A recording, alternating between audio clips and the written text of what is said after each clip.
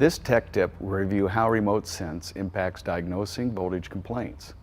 Before we explain that, let's quickly review the basics. An alternator has two basic functions. First, it regulates the voltage so that the electrical system has a stable voltage source. For most commercial vehicles, it is regulated at 14.2 volts.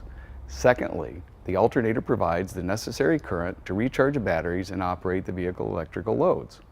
When heavy current demand conditions exist, resistance losses in the power cables can limit the regulated voltage available, sometimes by as much as a half volt. This results in a lower battery state of charge and less efficient operation. The cable loss can be overcome by using an alternator equipped with remote sense. Rather than regulating the voltage at the alternator B+ output stud, the remote sense input serves as a regulation point. The alternator remote sense wiring is typically terminated at the batteries or main electrical junction block through the use of a fuse.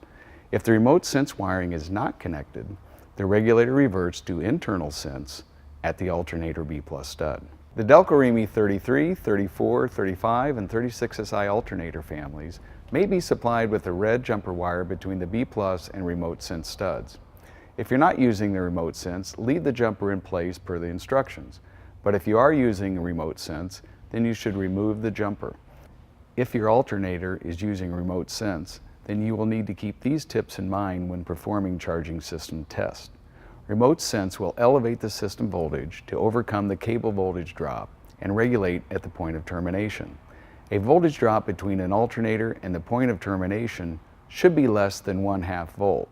If excessive voltage drop is found within the system, then you should visually inspect the electrical connections and cables at the starter, battery bank, and alternator. Check for corrosion, wire chafing, and proper torque on all terminals. Make any necessary repairs and recheck the voltage drop. The voltage drop between the remote sense input and the point of termination should be close to 0 volts with the system operating. If excessive voltage drop is found within the system, check all the terminations, fuse, and wiring for corrosion and proper torque. Another way to check the charging system is to record the operating voltage and then disconnect the remote sense connection at the alternator and measure the operating voltage. The difference between the two values is a combination of the cable voltage drop and remote sense input offset.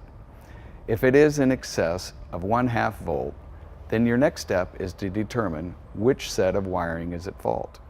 Refer to manufacturer's service policy and procedures for additional details, and if you have any questions, visit us at delcoremy.com or contact us at the number listed on the screen.